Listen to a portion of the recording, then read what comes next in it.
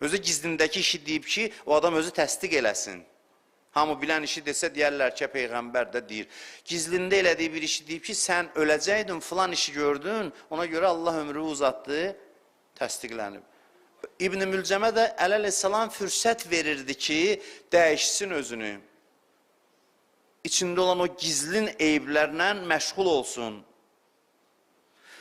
Ağa gördü ki, bunun vəziyyəti təhlükəlidir, dedi buna ki, ən böyük kömək eləsin. Bu nəticə çıxartmaq əvəzinə inkar eləməyə başladı. İndi İmam Zaman qeybdədir, bilmirəm Allah eləməsin, gəlib birdən burada olsaydı mənə Allah eləməsin, deyər ki, sən bir gün mənə silah çəkəcəksən.